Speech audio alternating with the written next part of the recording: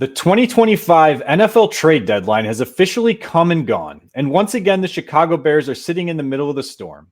Ryan Poles had a choice: sell off assets, make a splash, or stand pat. And while he did make a move for a pass rusher to replace Dayo, who is out for the season, fans are asking one question tonight: was it enough? Because across the league, we saw major trades go down, star names on the move, playoff contenders loading up, and yet Chicago stayed quiet when it mattered most. And now the national media, they're already lighting the match and feeding into the same negativity that's been surrounding this team for weeks. But is that fair, or did Ryan Poles actually make the smart play by keeping his draft capital intact for the long haul? We're breaking it all down, what the Bears did, what they didn't do, and how the new addition fits on the defensive line. I'm Rob Schwartz with Bear Goggles On, and with me tonight is Justin Onayemi. This is the Halas Huddle, where we don't feed into the noise and the negative narratives. All right, Chicago Bears fans, thank you for finding us here on the Halas Huddle. If you're new, make sure you subscribe so you're always here when we bring you good Bears content. Please like, comment. We love to get the conversation going. We're going to do a lot in this episode, and we want to hear your thoughts and respond to those thoughts as well. So, Rob, I know there's so much to say about the game, but can we just, in a few short minutes, talk about this crazy game we just witnessed, Bears-Bengals? Yeah, I mean, just to sum it up, right? Like, it was just a roller coaster of emotions. I mean, it was up, down, up, down, up, down. I think it was 8 total score changes that took place. We saw some really good out of Caleb Williams. We saw some really good out of the offense. It was all about the rookies, though. Kyle Monungai, like, what a game for him. I know he actually didn't get into the end zone. Sorry, Britton Brown stole that one. And then Colston Loveland, finally, lived up to that number 10 pick in the NFL draft. So it was a lot of craziness, a lot of like, oh my gosh, how is this going to happen? They're going to blow it again. And had it not been for, I'm going to give Ben Johnson credit. Had it not been for this coaching staff, and it's not just him, it's the guys that he's assembled underneath him as well, I don't know if they would have won this one. Yeah, I love that you ended it talking about Ben Johnson and the coaching staff. This was holiday weekend, and I kind of made a joke in the chat, like, as they blow a 14-point lead in just 2 minutes, in my thoughts, I was like, is Ben Johnson being Matt Eberflus for Halloween? But absolutely not. Keep your composure. We've been here before. We're going to win the games that we could lose, as opposed to losing games you should win, which was becoming a habit with the Bears. In the offseason, we talked about this division, and we're going to talk about the division a little bit here this episode, but we gave so much kudos to the coaches in this division without really knowing how Ben Johnson would be. And the name for me was Kevin O'Connell. He wins one-score games. Bears now are 3-1 in one-score games. Should this have been one? Probably not, but they won it. Their only loss was to the Vikings with Kevin O'Connell, who's known to win those types of games too. But that's a sign of did this weekend against Detroit. Yeah. That's a sign of a good coach, and I think the Bears have one. Real quick, though, just want to throw this out there. We'll talk more about Caleb in a little bit, but he did something that no player has ever done in NFL history this week, and that was throw for over 270 yards while also rushing for over 50 and receiving over 20. 2 catches, 2 more than Rome Odunze. Sorry, didn't mean to bring the dark cloud to the otherwise. Maybe that's why his dad's asking for Rome to be traded. Yeah. Oh my gosh. Good thing they didn't trade him. So why don't we segue then? There's so much we could say, but you said a lot. So let's just go. NFL trade deadline was today. Did the Bears do a whole lot? Not really, but Rob, take us through the deadline overall and we'll talk. Yeah, so we'll get into the Bears stuff a little bit more specifically, but just real quick, the big things that happened at the trade deadline, right? Quinnen Williams, like the Jets, they were the huge sellers. So like Quinnen Williams was traded to the Cowboys. I know it also included Mozzie Smith, who came back. So defensive tackle for defensive tackle, not quite the same level of talent there, but the Cowboys get, the Jets get a lot of draft capital going into 2026. On top of that, they trade Sauce Gardner, which is a name that I was like, the Chicago Bears should be on Sauce Gardner. I am glad that they did not give up 2 first-round picks for Sauce Gardner. I do think he's a good corner, but that's just so much draft capital. I'd rather you just try to get one in the draft or hope that Jalen Johnson comes back healthy at the end of the year, or at least healthy going into 2026. A name that I was high on, he was on my dream episode for trades, but it was a guy that I thought could be like a potential option would be Jalen Phillips out of the Dolphins, out of Miami. He ends up going to the Eagles for a 3rd round pick. It was a little bit high, I feel like, just based off of the way, he's been injured, 2 major injuries, an ACL injury, an Achilles injury. He hasn't been the same since his rookie year, but I think the talent is there. And if he can remain healthy, the Eagles got a really good player there for a 3rd round pick. You look like you're ready to say something.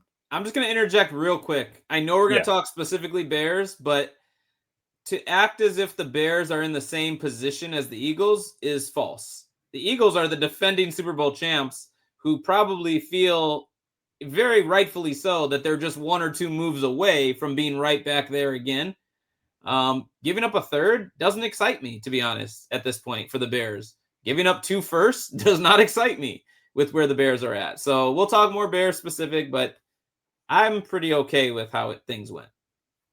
Yeah, and earlier, like a few days before the trade deadline, they also made a trade for a corner out of the Jets as well. The Jets were just selling everybody. So real quick, then we'll just run through it. So Jacoby Myers, wide receiver from the Raiders, goes to the Jaguars. I don't really think that makes a difference in my opinion. The Jaguars are an average team.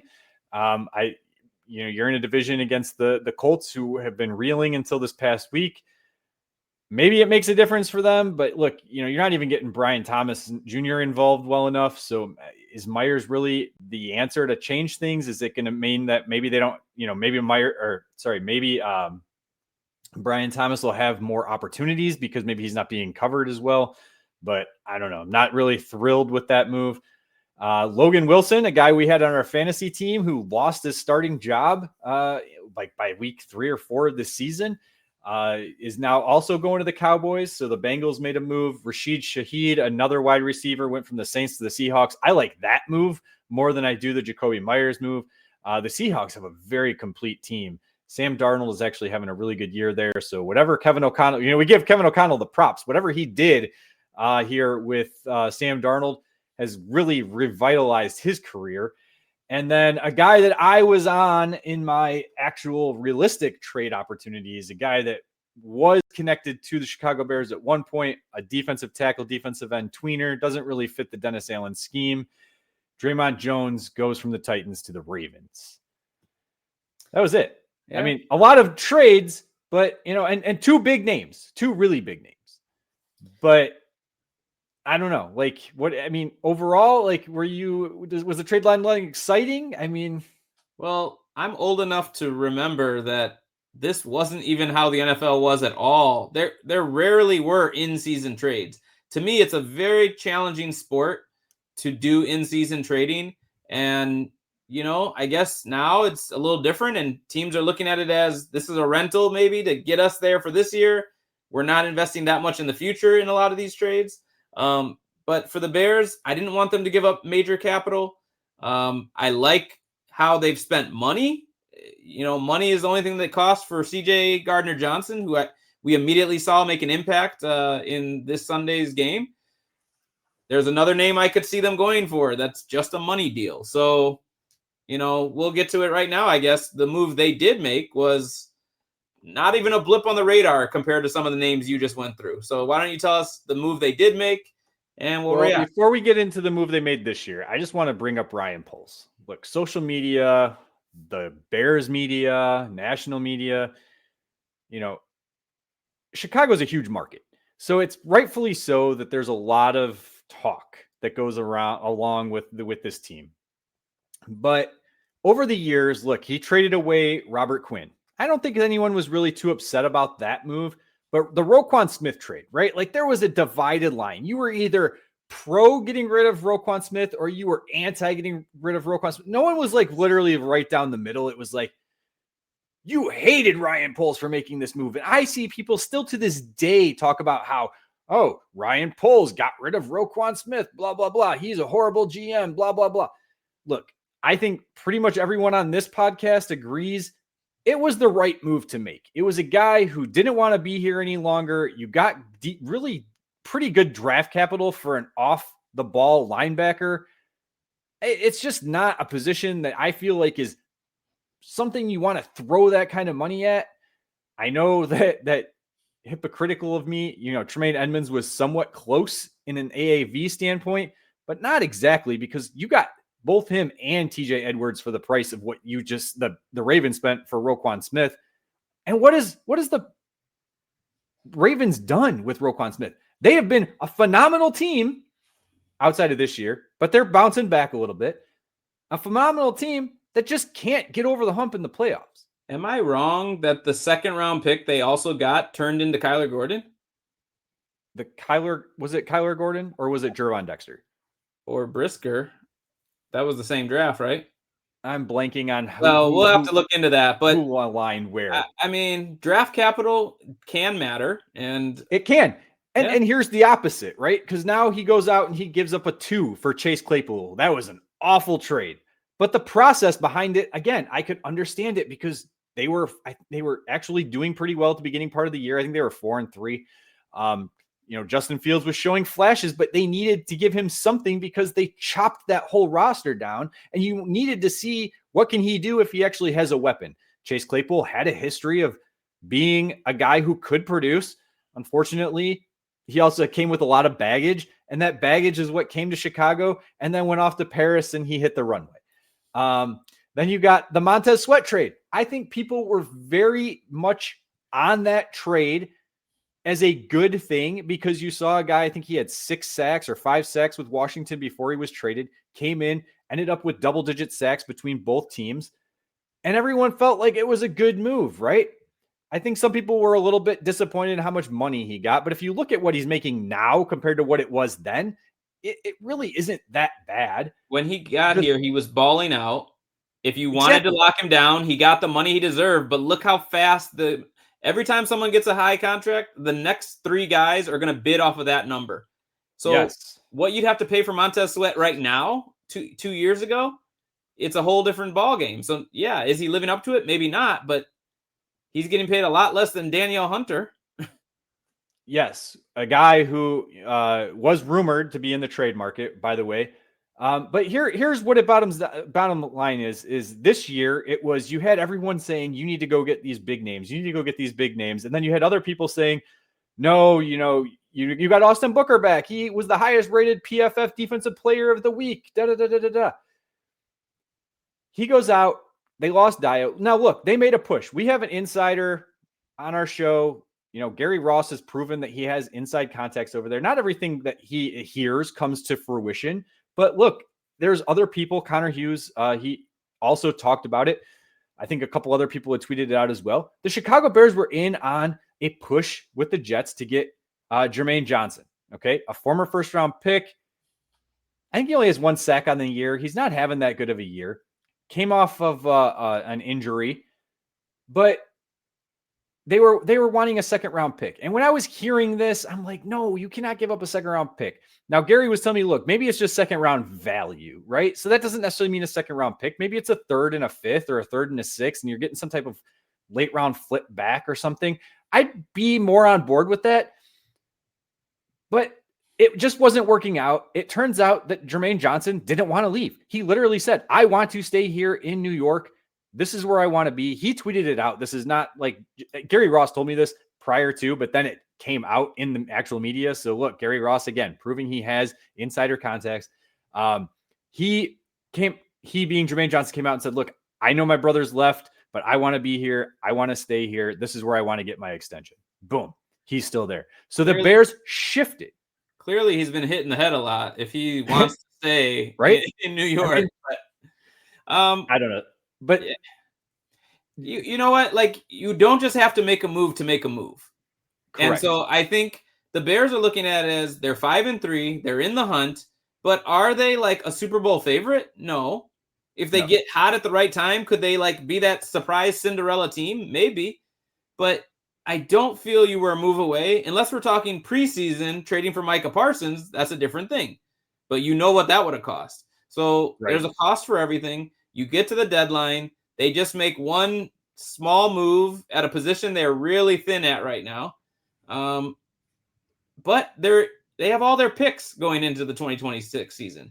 And Ben Johnson and his coaching staff is building something not just for the 2025 season, but for many years to come. And so they didn't mortgage their future. They made a move that they needed in the moment. They just made a signing that they needed. So they're just trying to be as competitive as they can right now, but also mindful that they want to be really competitive in the future too. Yeah, and let's talk real quick. So I'm just going to say the guy's name. It's already on our board if you're obviously watching. So Joe Tryon-Shoyinka. Yes, thank you. Is the guy who they got from Cleveland, originally from the Tampa Bay Buccaneers, also a former first-round pick. We will talk about him more in a little bit. But this is the move that he made, right? Dayo goes down. He has an Achilles injury. He's out for the entire year. Right now, you're actually might even be concerned with how healthy he's going to be once camp starts next year. An Achilles injury is very difficult to come back from. In my opinion, it's more difficult from what I've seen from ACL injuries, right? It seems like guys bounce back from that a lot easier. And he was already underperforming his contract as your big free agent signing of this year. So 100%. Can you commit to, now we're going to just throw another resource out at that same position and be paying too many guys next year? No. That's not what they decided to do. We'll see how it pans out. Right. Now, I will say that there's some media members out there. Now, a lot of these things that I'm seeing regarding the trade aren't actually from big name media within Bears, but guys like Jacob Infante, and then some like smaller market media guys, right? So one of the things right here, Jacob Infante puts out there, NFL trade deadline is going bananas. And look, and I like Jacob. But NFL trade deadline is going bananas right now, and Ryan Poles is going back to Halas Hall, catering for second helpings of mashed potatoes. Like, what do you want him to do? And now he does backpedal in his posts, and he does say things like, it was the right move, da-da-da-da-da. But then this other guy, Blake Allen Murphy's a guy out of the Arizona market. If I am Ben Johnson, I am not walking back into my second season with the Bears without a new general manager. Like, these are the things that you're seeing from these smaller market Bears media outlets and also smaller markets media outlets from outside of Chicago. And it's literally like, why? What kind of ridiculous take is this? Poles literally has proven to be a GM who caters to his offensive coaches, right? And his defensive coaches. He gives them a lot of weight in what this team does. You see it in the Dennis Allen moves. I have absolutely zero inside information. And I'll still say that I'm about 90% sure that Ben Johnson was part of the conversation of, are we making a move today? 100%. In some form. You know what I mean? Like, so that's just ludicrous. But anyway, but this is the stuff that's going on out there. And I'm going to pile on a little bit here. And it's not about the trade deadline. You mentioned the Caleb Williams stuff. I'm going to pile on about the Caleb Williams stuff. Look, I want my credit, Big Cat. I know you saw my tweet. Because you referenced it almost verbatim in your podcast that aired on Monday. Okay. Your podcast aired Monday. My tweet went out Sunday, literally right after the game. I called out David Haw of basically he goes on to say like, Joe Flacco, what a comeback move. He ends up getting the Bengals in position to win, da-da-da-da-da. And then, like, literally, what was it, 30 seconds later, it was about how, oh my gosh, Colston Loveland saves the day. Gives a little bit of a Caleb Williams got him the ball, but then again says Colston Loveland saves the day. Look, I get it. Colston Loveland made a great play, but that pass was unbelievable on its own. And it's just ridiculous to see the negativity that we're constantly seeing out of the Bears media when it comes to wanting this team to fail. It's not just Caleb Williams. They just pick and choose who they want to attack and target for the week. I swear they get into a room. They're all competitors, right? But I swear they get into a room and they just start talking, okay, who are we going to pick on this week? Is it going to be Tyreek Stevenson? Is it going to be Caleb Williams? Is it going to be DJ Moore? It doesn't. DeAndre Swift. They just pick and choose, and then they just attack. And it's the same narrative over and over and over again, and it literally gets old. It gets so old. What's interesting to me is I'm trying to not have revisionist history, but the name came up when we were talking about the Jets. Was it almost the opposite with Justin Fields, like wanting to talk him up when the evidence wasn't there in terms of Look at the fourth quarter for Justin Fields. How many times did he lead them to victory? Barely ever. Look at Caleb Williams. Like, even when he's having bad games, when you need him in the clutch, objectively, over his year and a half in the league, if I ask you, has he performed in the clutch moments down the stretch? The answer has to be yes. And that includes games they ended up losing, games they ended up having field goals blocked, even though he led them into position to take the game-winning field goal, including giving up a Hail Mary, even though he led them on 2 go-ahead drives in that game. One where you decided to give it to your center, and he fumbles. I mean, so I don't understand why they wouldn't want to discuss the fact that that's an area he thrives. Does that mean he's played flawlessly? No, but who does? I don't understand. So he's anyway, under this microscope, like this microscopic, like every play is a referendum. Every play. Yes. It's like, look, everyone talked about his completion percentage. I think it was like 58 something, right? 2 more completions, which the first play, and I know it wasn't the greatest pass, but Cole Kmet should have made that catch. Yes. The pass was very similar. The route was very similar to the one that Colston Loveland caught to win the game. He should have caught that. And he dropped. Odunze had one with 2 hands on the ball. I think it was tipped, but like, catch it. Yes. And that would have been a touchdown. Yeah. And 65%. Just 2 more completions with the same amount of passes, 65%. So like, that's all it takes sometime. Oh God, I'm doing 6-7. All right, let's move on. Let's get into the actual guy. Now look, is this replacement an upgrade? Justin, I'm going to throw out some stats to you. You just tell me what you think. Here's the thing. He's 26 years old. He's going to need a new contract, right? He's on a 1-year deal. This was an easy move for them as far as where they sit currently with their salary cap situation.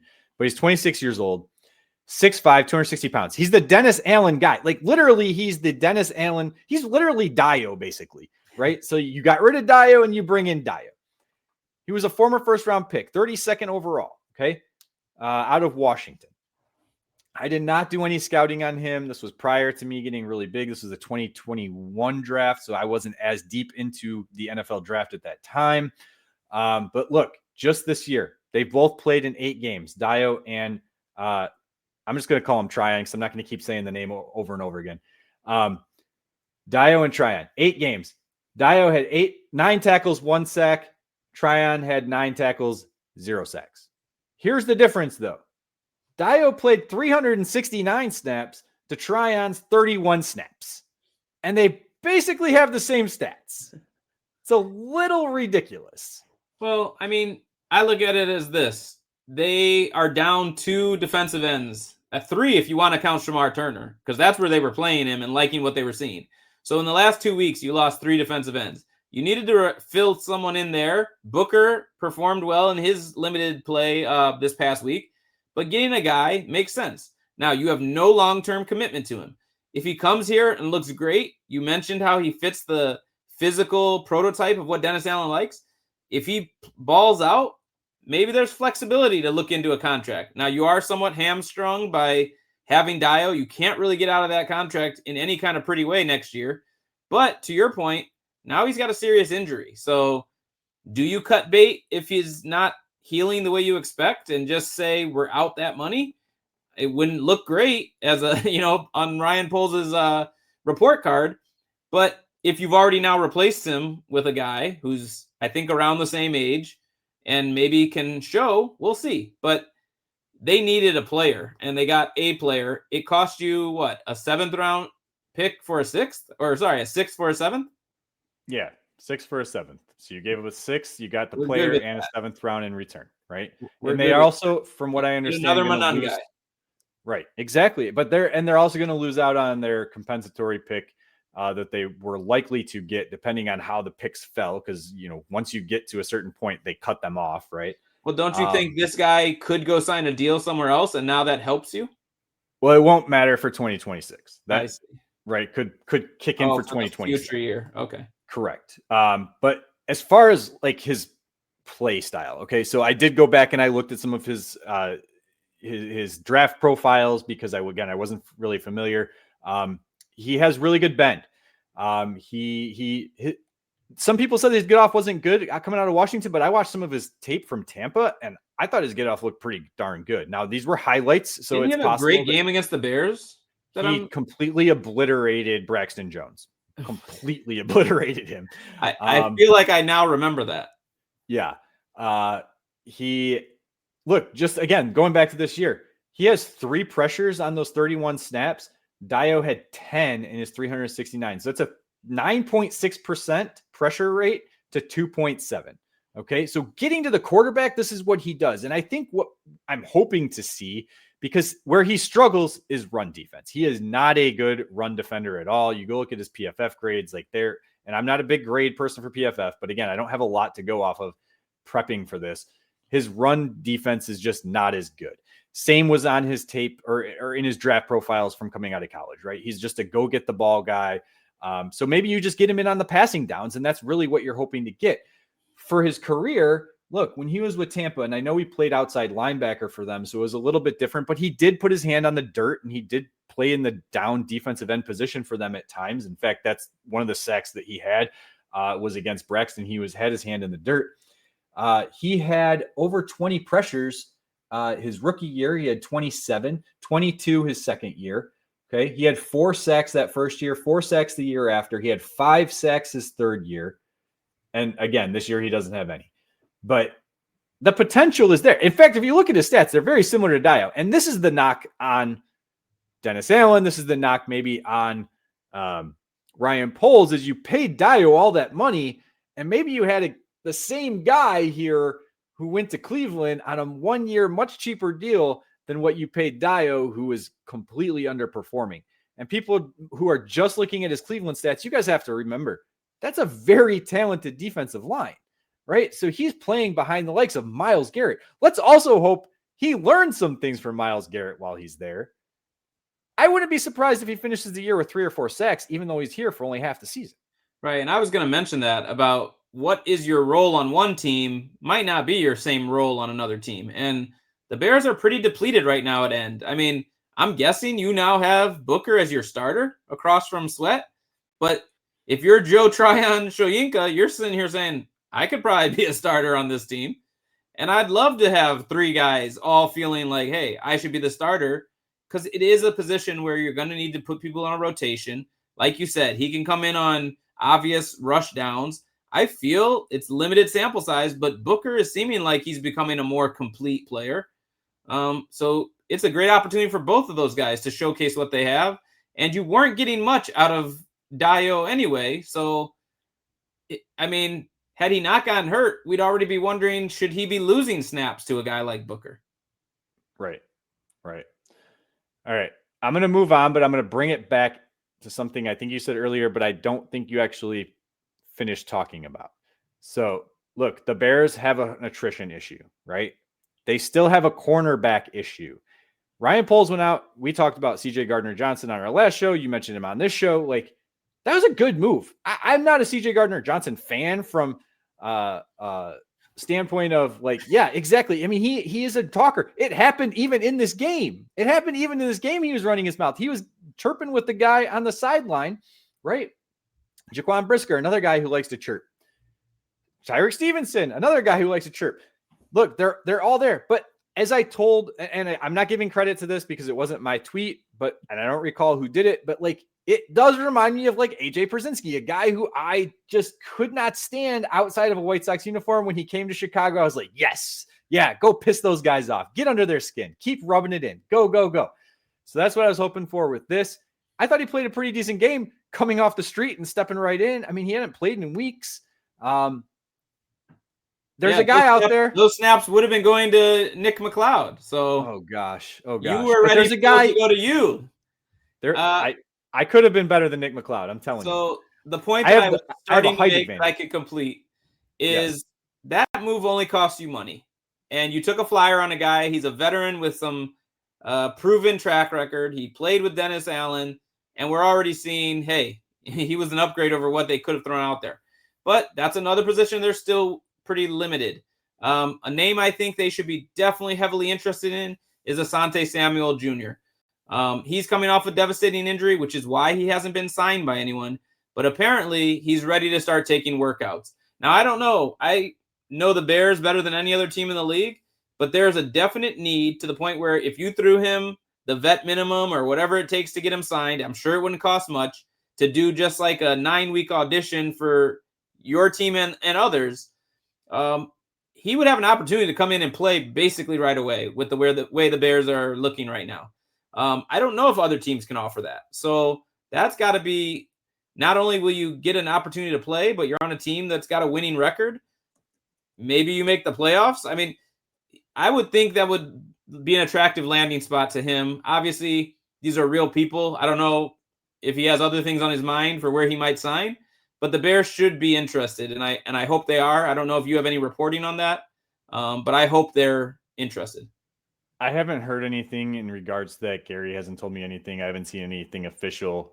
I know there's probably going to be quite a few teams interested, but to your point, who's going to give him the best opportunity to be on a team that's like, look, a team that's winning, right? They're 5-3 and they have a good chance to be 6-3 playing against the Giants this week.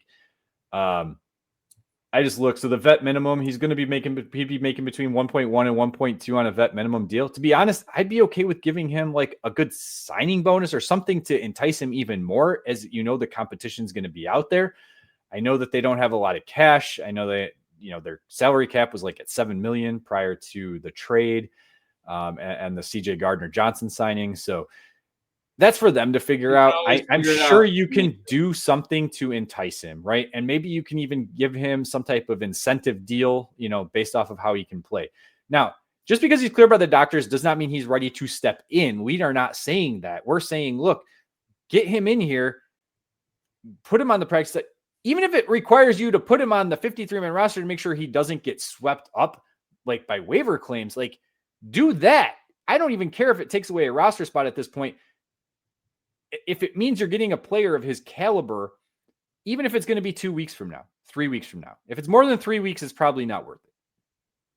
Unless you can sign him and put him on IR right away. I don't know. Maybe I don't know how the rules work, but yeah, I mean, IR designated a return if it's going to be like 4 weeks, but yeah. Let's really quickly, before we get to me trying to be Bob Weiss on this show and do his power rankings, which we haven't done in a few weeks. And I know I'm not going to do as good of a job. Just like quickly, where do you see the team right now? Where do we think they're going to go? I know that they've had a weaker part of their schedule is gone, and now we're going to get starting into that deeper, harder part of the schedule going forward. Yeah, I mean, I feel like they are actually in the hunt. The record says it. Now, could they have lost 3 of those games? Yeah. But they have a winning mentality. They make the plays when they need to. They got a little bit of luck on their side at times. They've also dealt with a lot of bad luck and still overcome it. So I think when you look at season 1 of a new coach and a new regime, you'd have to be pretty satisfied in year 1 to be competitive and also know like the better days are still ahead of you. I would say through 8 games, they've yet to play like a complete game where they're clicking on all cylinders. Now, how many games do you get like that in a season as an NFL team? Maybe if you're a good team, it's 4. Maybe if you're a great team, it's 6. And maybe if you're kind of mediocre, it's 2.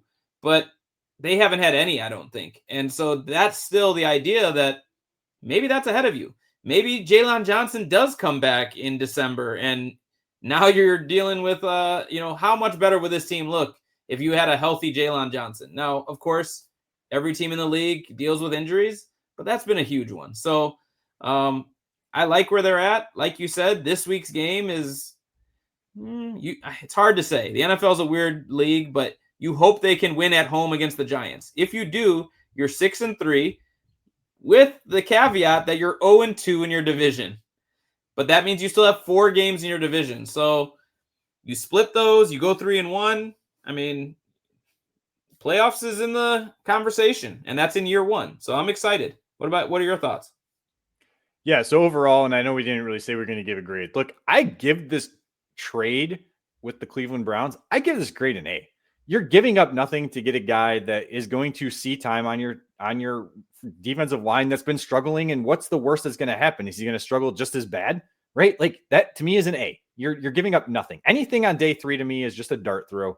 I love this trade in the sense that I think not giving up too much was the right move. It helps you build for the future. I want to build through the draft. Build through the draft. Build through the draft. That's what this team needs to do. I think Ben Johnson is the right guy to help do it. I think seeing guys like Kyle Monungai and seeing guys like Colston Loveland come into their own as the season's progressing, and Ben Johnson wasn't willing to count on them as much right away. I think that shows a lot. Look, correct me if I'm wrong, but I feel like the pre-snap penalties were less in this game too. So maybe, you said it on another episode, like Ben Johnson said, he expects them to have their best football in December, right? So we still have a month left before we even get there. I'm hoping that along the way, they can get another 2 to 3 wins. If that's the case, they're definitely in the hunt. But I'm also going to be a little bit realistic. This defense is struggling. I mean, they gave up the most yards that Flacco has ever had. I know that they had a good wide receiver core. Nahshon Wright is not enough. I mean, he struggled horribly against T. Higgins. Look, Hightower can just be fired at this point for all I care. The special teams unit has not been good this year all around. We're talking punt coverage. We're talking kickoff coverage. We're talking kick returns. We're talking kick blocking. Like, it's just not been good. Yeah, it's been all around. Covering a damn onside or not even touching it within 10 yards. Like, sorry. And Hardy's a good special teams player, and he made a dumb mistake. I know those things happen, but like, it just seems to me like it's consistently happening with this unit.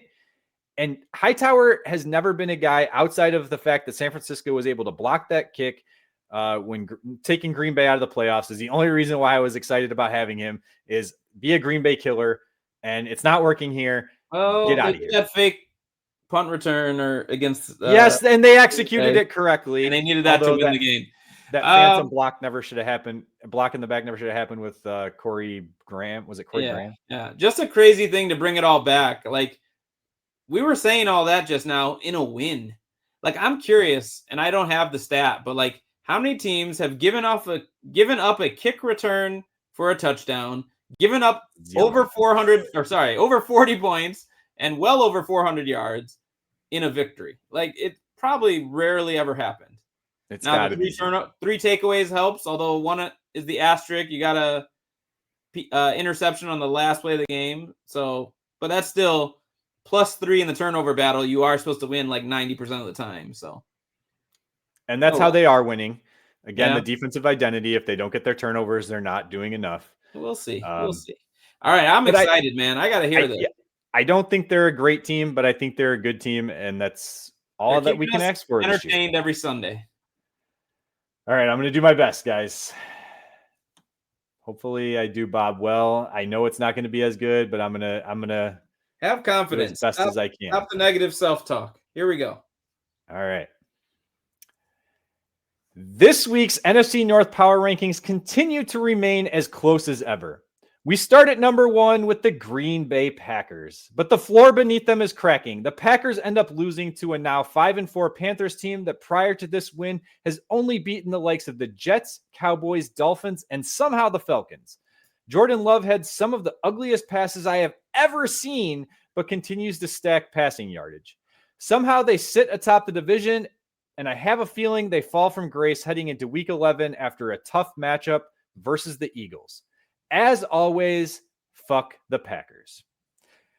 Next up in second place is the Detroit Lions. The Lions are half a game behind the Packers, but currently do not hold the tiebreaker. The Lions struggled out of the bye and fell short in Week 9 and allowed J.J. McCarthy to defeat his second NFC North team. They will face off against a Jaden Daniels Commanders in Week 10, which should help propel them to the top of the NFC North once again. In number 3, it's our Chicago Bears. The Bears were able to take advantage of one of the worst defenses in the NFL by scoring 47 points versus the Bengals. It wasn't an easy win by any means, but the Bears were easily the better team in this one. They face off against a struggling Giants team in Week 10 and could find themselves tied with the Lions atop the division. And finally, coming in at number 4, it's the Minnesota Vikings. The Vikings look to be ready to fall off in the division, but found a way to defeat the Lions and pull to 500 on the year. JJ McCarthy looked decent once again, but will he be able to maintain it going forward? The Vikings will face off against a rebounding Ravens team in Week 10 before seeing the Chicago Bears for their second battle in Week 11. This is a tight race in the NFC North, and the power rankings could continue to change week to week. Wow, you did a great job. It is the tight division. I mean, you rightfully, I feel, placed the Vikings in the 4 slot, and yet they've beaten both the Bears and Lions, both on the road. Yeah. So what does that tell you? I mean, this division 1 through 4 could go either way at this point. So like I said earlier, Bears, you still have 4 games in this division. You get the Packers twice, Lions once, and Vikings once. You got to go at least 2-2, but if you could go 3-1 or 4-0, hey, that would be very much a statement that I imagine propels you to number 1 in the rankings. Yeah, and I didn't want to just do it based off of how the order is right now, but it just ended up kind of being and feeling that way. That's about right. Yeah, but to be honest, I really hope that the Eagles come through, and I hope that the Bears win, and I honestly hope that somehow the Detroit Lions lose, and the Chicago Bears are solely in first place. Could you imagine? It'd be hard to imagine, and a lot of people want to say their wins aren't that impressive, but you don't ever have to apologize for winning. That's right. So. It's definitely hard to win in the NFL. You never apologize for it. Justin, this is a great episode. I am excited to see what happens for the Chicago Bears going forward. I will preface this with, look, this podcast will probably be dropping down to more of like a once a week throughout the rest of the year. All 3 of us are very busy. So unless some major news breaks, it's probably going to be a 1 per week episode. So I apologize for that, but we will be coming back strong going into the off season. I feel like that's when we kind of shine anyway. If you got nothing else, until next week, bear down, claws up. Ready, break.